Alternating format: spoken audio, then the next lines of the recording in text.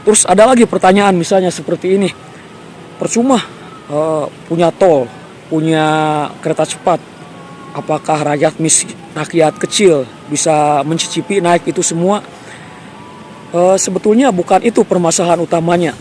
Dalam aktivitas perekonomian itu kita kan punya perannya masing-masing.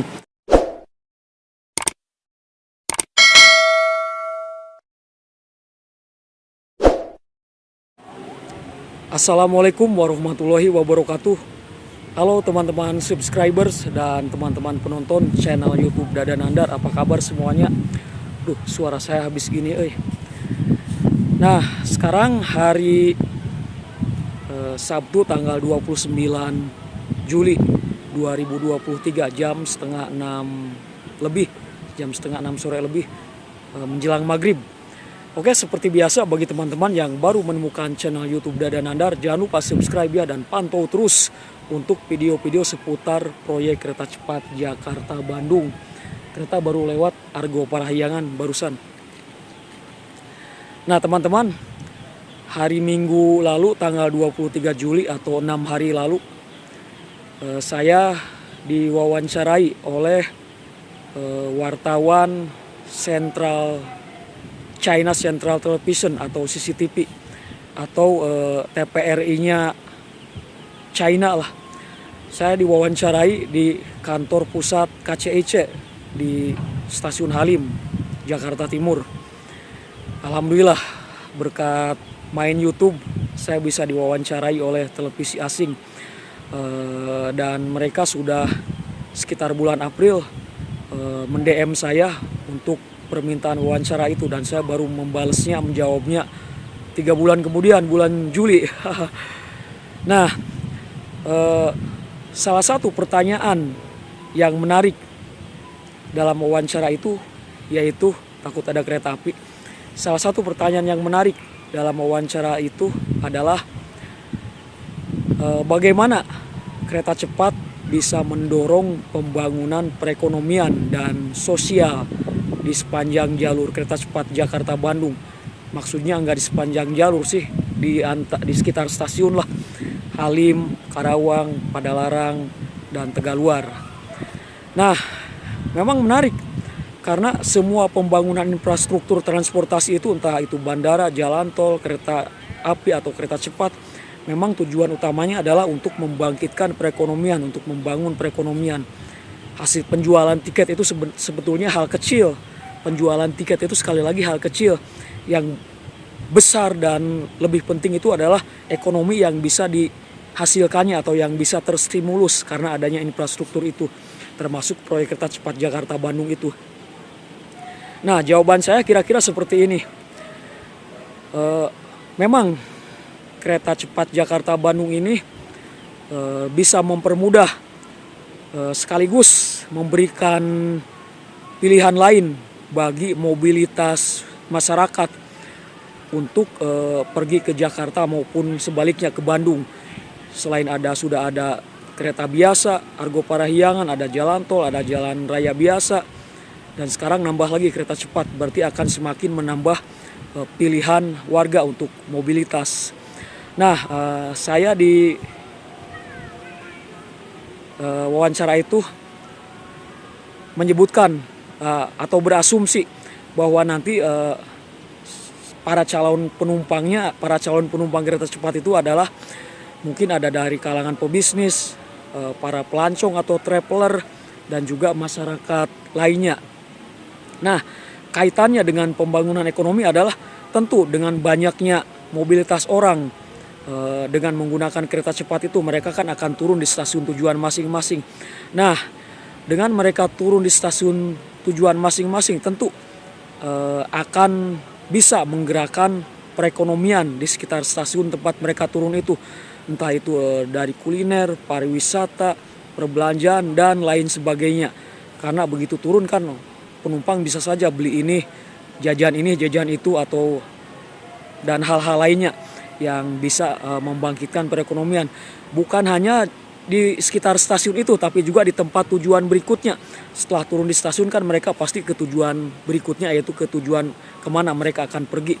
Yang urusan bisnis ketemu klien di mana misalnya, yang pelancong ke tempat wisata atau traveling masing-masing. Nah, di tempat tujuan mereka tentu juga akan membangkitkan perekonomian. Seperti tadi, bisa kuliner, bisa wisata, bisa perhotelan, perbelanjaan, dan lain sebagainya. Tentu itu semua pada dasarnya akan menyerap tenaga kerja.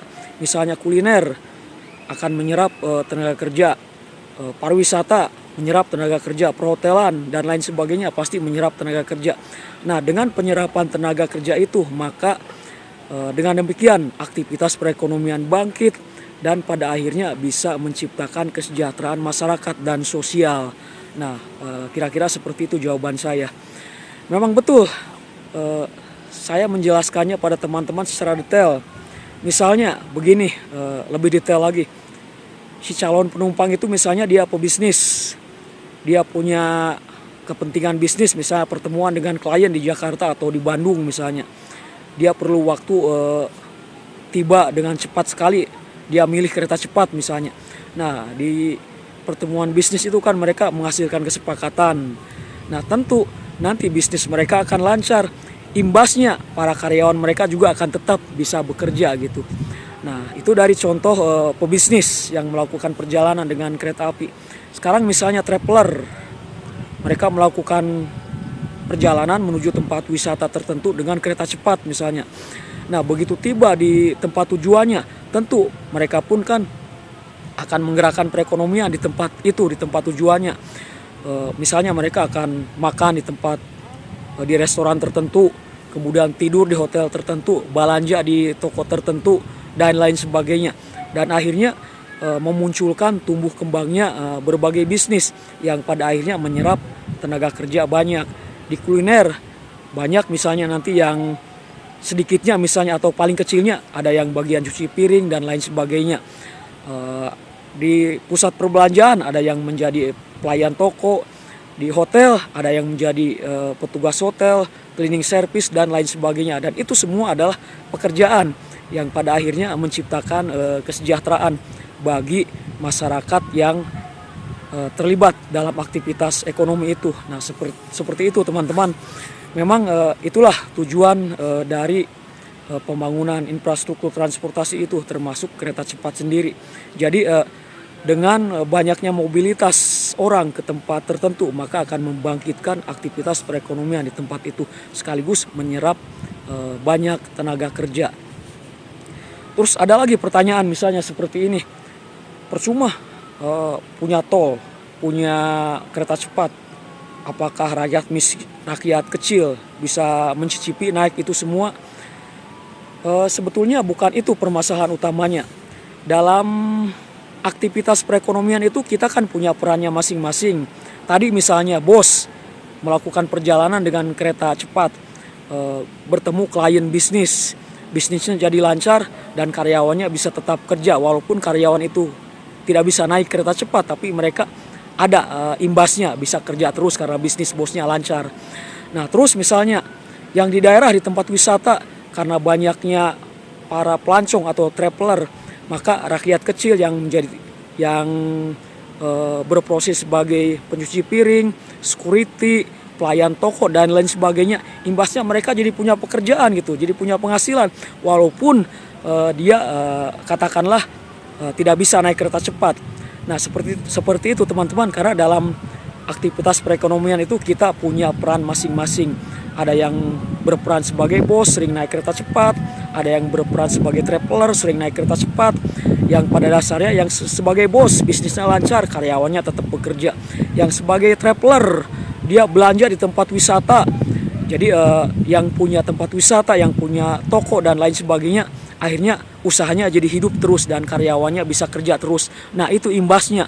Jadi memang tidak semuanya bisa naik kereta cepat, tapi efek tidak langsungnya itu mereka dapat pekerjaan, dapat terus dapat uang gaji tiap bulan, akhirnya mereka bisa punya biaya hidup. Nah, itu imbas dari pembangunan infrastruktur itu. Jadi bukan berarti apakah rakyat kecil bisa naik, bukan itu poin utamanya, tapi penyerapan tenaga kerja itulah yang akan membangkitkan penyerapan tenaga kerja itulah yang akan membangkitkan perekonomian itu sendiri, sehingga rakyat kecil pun punya imbas, bisa kerja dan lain sebagainya karena ada kereta cepat itu, karena ada infrastruktur transportasi itu. Seperti itu teman-teman. Memang sekali lagi tidak semuanya bisa naik, tapi bukan itu poin utamanya. Poin utamanya adalah menciptakan lapangan kerjaan karena banyaknya mobilitas orang ke suatu tempat. Seperti itu kira-kira penjelasan saya. Oke, sudah hampir maghrib. Terima kasih sudah menonton dan jangan lupa subscribe. Assalamualaikum warahmatullahi wabarakatuh.